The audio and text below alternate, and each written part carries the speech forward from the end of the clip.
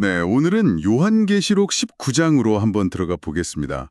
이 장은 참 극적인데요. 하늘의 아주 큰 기쁨이랑 또 결정적인 심판, 이 두 장면이 확 대비되면서 나오죠. 맞습니다. 뭐랄까 어린 양의 혼인잔치라는 축제가 벌어지다가 갑자기 또 백마를 탄 자가 등장해서 최후 전투를 벌이는 그런 장면이 이어지니까요. 네, 그 흐름을 한번 자세히 따라가 보죠. 시작부터 하늘에서 엄청난 함성이 들려오죠. 할렐루야! 이게 무슨 일인가요?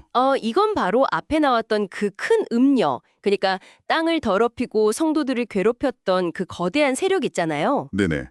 그 세력에 대한 하나님의 심판이 이제 막 이루어졌기 때문에 터져나오는 환호성입니다.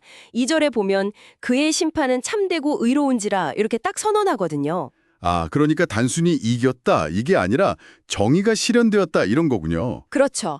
그리고 또 순교자들이 오랫동안 원했던 것, 자기 종들의 피를 그 음녀의 손에 갚으셨도다, 이게 이루어진 순간이기도 하고요. 그래서 하늘의 대표격인 그 24장로와 내생물까지 다 엎드려서 경배하는 거군요. 네, 바로 그겁니다. 우주적인 경배가 드려지는 거죠. 그리고 이제 핵심 사건이죠. 드디어 어린 양의 혼인잔치가 준비되었다고 선포됩니다. 여기서 어린 양의 아내는 누구고 뭘 준비해야 하나요? 여기서 어린 양은 물론 그리스도를 상징하고요. 그의 아내는 보통 교회를 가리킵니다. 성도들의 모임이죠. 네. 근데 그 아내가 입도록 허락받은 옷이 빛나고 깨끗한 세마포 옷인데 8절에서 그 옷이 바로 성도들의 옳은 행실이라고 딱 풀어서 설명해줘요. 아, 옳은 행실이 옷이 된다. 이거 흥미로운데요? 네, 그렇죠. 이게 뭐 구원의 조건이라기보다는 구원받은 성도들의 삶 속에서 자연스럽게 드러나는 어떤 변화, 거룩함의 증거라고 볼 수 있는 거죠. 그러니까 우리의 평소 삶이 그 잔치를 위한 준비가 된다. 이런 의미군요. 맞습니다. 그래서 9절에서는 이 잔치에 청함을 받은 자들은 복이 있다라고 강조하고요. 그러네요. 근데 또 바로 뒤에 요한이 천사에게 막 경배하려고 하잖아요. 그때 천사가 말리죠. 네, 아주 중요한 장면입니다. 천사가 자기도 똑같은 종이라고 하면서 오직 하나님께 경배하라 이렇게 말하죠. 그러면서 덧붙이는 말이 예수의 증언은 예언의 영이라 이겁니다. 와, 그 구절. 이게 무슨 뜻인가요? 그러니까 모든 성경의 예언, 그 핵심에는 결국 예수 그리스도에 대한 증언이 있다는 거예요. 예언의 궁극적인 목적과 내용이 바로 예수님이라는 걸 아주 강하게 상기시켜 주는 거죠. 그렇군요. 인간이나 천사가 아니라 오직 하나님만 경배해야 하고 모든 예언은 예수님을 가리킨다. 이게 핵심이네요. 네, 맞습니다. 자, 그런데 이렇게 기쁨 가득한 잔치 분위기에서 갑자기 하늘이 열립니다. 그리고 백마를 탄 분이 딱 등장해요. 분위기가 확 바뀌는데요. 그렇죠. 완전 반전이죠. 이제 잔치의 어린 양 모습이 아니라 심판자이자 왕으로서의 그리스도의 모습이 드러나는 겁니다. 그의 이름부터가 충신과 진실이라고 하잖아요. 네. 공의로 심판하고 싸우시는 분. 맞습니다. 그의 모든 행동 기준이 절대적인 진리와 신실함에 있다는 걸 보여주는 이름이죠. 그 외모 묘사도 아주 강렬해요. 눈은 불꽃 같고 머리엔 많은 관이 있고. 피 뿌린 옷을 입었다는 묘사도 있고요. 또 다른 이름은 하나님의 말씀이라고 하고요. 네, 그 불꽃 같은 눈은 모든 걸 꿰뚫어 보시는 통찰력과 심판을, 많은 관은 모든 권세를 다 가지신 절대적인 왕권을 상징합니다. 피 뿌린 옷은 아마도 앞으로 있을 격렬한 심판을 암시하는 것 같고요. 하나님의 말씀이라는 이름은 창조와 구원, 또 심판의 능력이 다 그분의 말씀에 있다는 걸 드러내는 이름이죠. 그분 혼자가 아니네요. 하늘의 군대들이 시고 깨끗한 세마포를 입고 백마를 타고 따라옵니다. 이들은 누구고 어디로 가는 건가요? 네, 이 군대는 보통 성도들과 천사들을 포함한다고 봅니다. 그들이 따르는 이유는 15절에 나오듯이 백마탄 자의 입에서 나오는 날카로운 검으로 만국을 치고 철장으로 다스리기 위해서입니다. 아, 입에서 검이 나온다.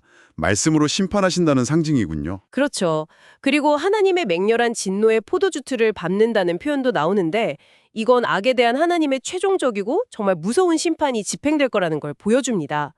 그의 옷과 다리에 쓰인 이름, 만왕의 왕이요 만주의 주, 이게 이 모든 권위의 근거죠. 이야, 정말 강력한 모습인데요.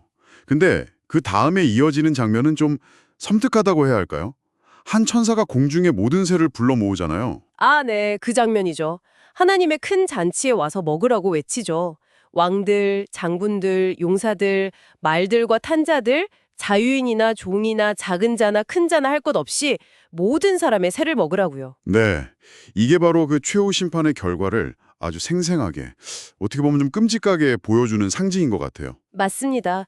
곧 벌어질 최후의 전투, 흔히 말하는 아마겟돈 전쟁의 결과를 미리 보여주는 그런 섬뜩한 초대장인 셈이죠.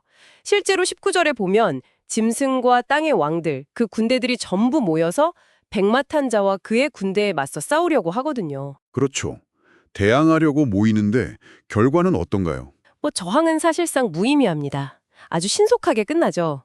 짐승, 즉 적그리스도 세력과 그를 도왔던 거짓 선지자가 사로잡혀서 산채로 유황불 붙는 못에 던져집니다. 산채로요? 와, 네, 그리고 그들을 따르던 나머지 세력들은 백마탄자의 입에서 나오는 검, 즉 그군의 말씀의 능력 앞에 모두 죽임을 당하고 아까 그 초대받았던 새들이 와서 그들의 살로 배를 채우게 됩니다. 그야말로 악의 세력에 대한 완전하고 최종적인 패배와 심판을 보여주는 거네요. 그렇습니다. 더 이상의 저항이나 반격은 불가능한 완전한 끝을 상징하는 거죠. 자, 오늘 이렇게 요한계시록 19장을 쭉 살펴봤는데요. 정말 구원받은 이들의 그 환희 넘치는 축제 장면이랑 또 악의 세력에 대한 최종적이고 완전한 심판 장면이 너무나 극명하게 대비되는 것 같습니다. 맞아요. 믿는 사람들에게는 이게 정말 큰 위로와 소망, 또 정의가 반드시 실현될 거라는 확신을 주고요. 반대로 하나님을 대적하는 세력에게는 이것만큼 두려운 경고가 없겠죠. 네, 그럼 마지막으로 저희가 생각해 볼 점을 좀 짚어주시죠. 오늘 본문에서 어린 양의 아내, 즉 성도들이 옳은 행실이라는 세마포 옷으로 자신을 준비한다고 했잖아요. 네, 그랬죠. 이런 우주적인 승리와 심판의 큰 그림 앞에서 오늘 우리 각자의 삶에서 옳은 행실로 스스로를 준비한다는 게 구체적으로 어떤 모습일지 한번 고민해 보시면 어떨까 싶습니다. 그리고 이 계시록이 보여주는 하나님의 궁극적인 정의와 통치에 대한 비전이 지금 여기를 살아가는 우리의 믿음과 행동에 어떤 실질적인 영향을 주고 있는지 또 줄 수 있을지 한번 성찰해 보시면 좋겠습니다.